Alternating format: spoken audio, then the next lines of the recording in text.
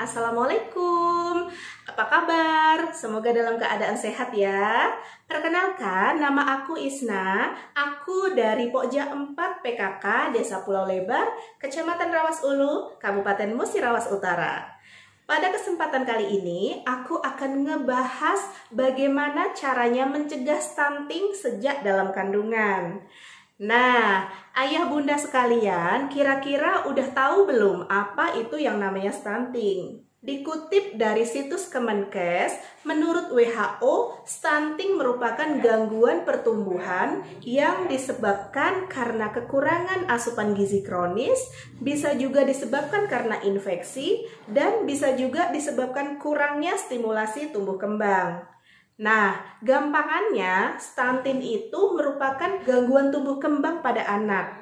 Kalau misalkan pada kondisi yang normal, misalkan anak kita harusnya sudah 10 kilo, tapi kok ternyata anak kita masih 8 kilo. Terus yang teman-teman seusianya itu misalkan tingginya sudah 100 cm, kok anak kita masih 80 cm gitu.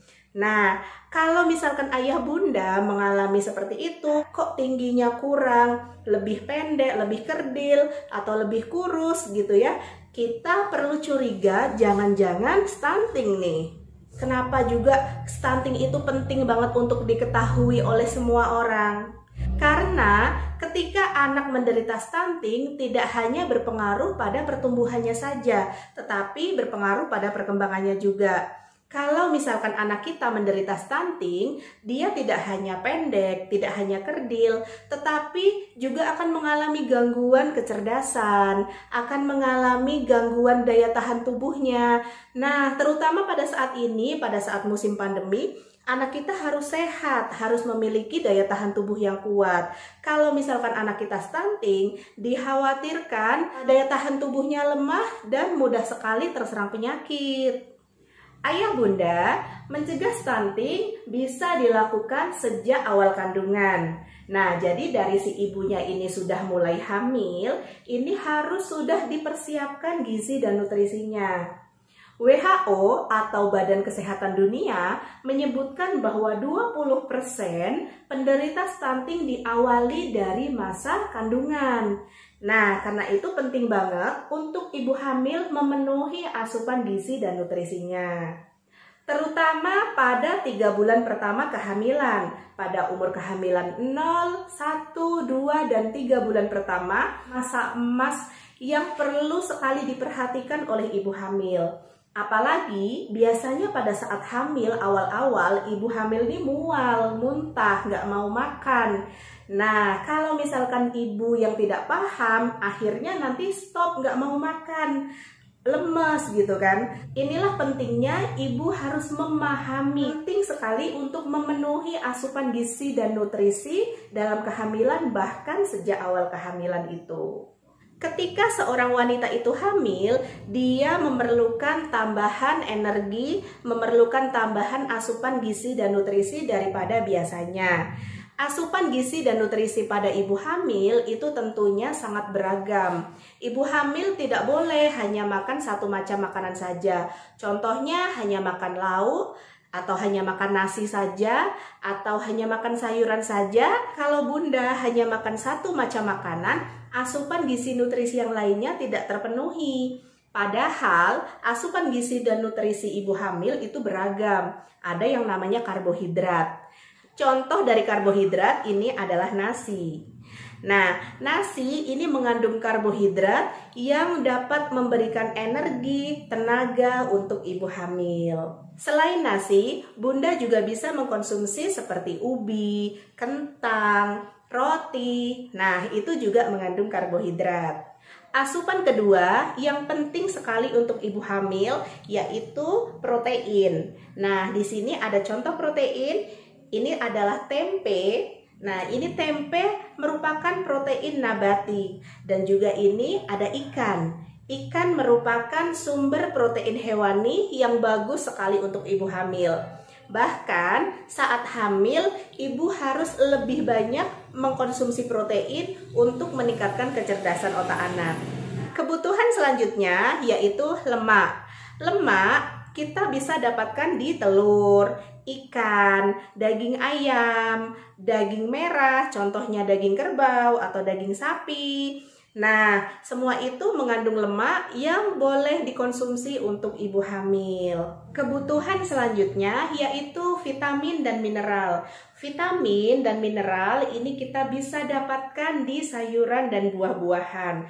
Contohnya ini ada wortel, terus ini ada buah jeruk, kemudian ini ada kangkung, terong, sawo. Buah-buahan dan sayur-sayuran di sekitar kita banyak sekali mengandung vitamin dan mineral yang sangat diperlukan oleh ibu hamil.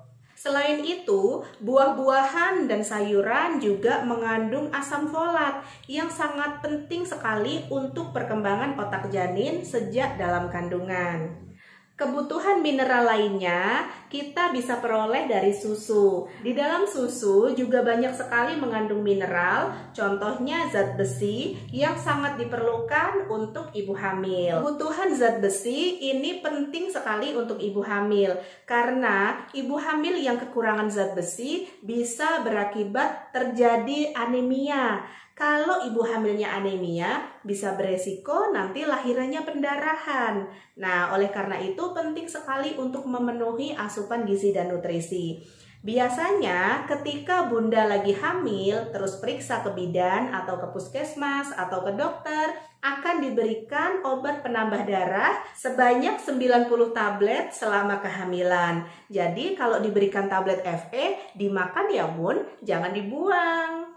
Yang tidak kalah pentingnya, ibu hamil harus memenuhi asupan cairan, yaitu air minum, minimal 8 gelas sampai 10 gelas per hari. Kalau kurang minum, ibu hamil nanti bisa beresiko penyakit-penyakit lainnya. Kalau kurang minum bisa jadi infeksi saluran kencing juga, terus bisa juga nanti pengaruh pada ginjalnya.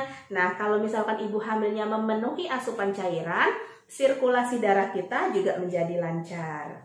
Setelah gizi dan nutrisi selama kehamilan itu terpenuhi, ketika dedek bayi kita lahir, berikan ASI eksklusif selama 6 bulan. Jadi ASI eksklusif itu bun, hanya memberikan ASI saja selama 6 bulan. Jangan ditambah yang lainnya dulu. Jangan kasih pisang dulu, jangan kasih madu dulu gitu ya. Cukup berikan ASI saja karena di dalam ASI itu sudah komplit sekali nutrisinya. Di dalam ASI juga terkandung kolostrum yang bagus banget untuk daya tahan tubuh dedek bayi kita.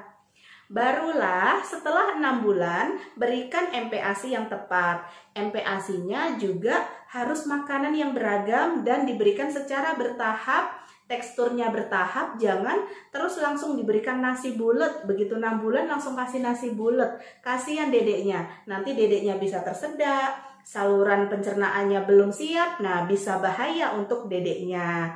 Tapi berikanlah MPASI yang tepat, harus konsultasi ke bidan ataupun ke dokter. Di dalam posyandu akan dijelaskan bagaimana tahapan dan cara-cara memberikan MPASI yang tepat. Langkah selanjutnya untuk mencegah stunting, ibu perlu memantau tumbuh kembang anak secara rutin. Maka datanglah ke posyandu setiap 1 bulan sekali untuk memantau tumbuh kembang anak kita. Kemudian yang terakhir, jaga kebersihan di lingkungan rumah, di lingkungan pekarangan kita, agar anak kita terhindar dari infeksi. Oke, mungkin itu aja yang bisa aku sampaikan. Terima kasih atas perhatiannya. Kalau ada salah-salah kata mohon maaf. Dan akhir kata, wassalamualaikum warahmatullahi wabarakatuh.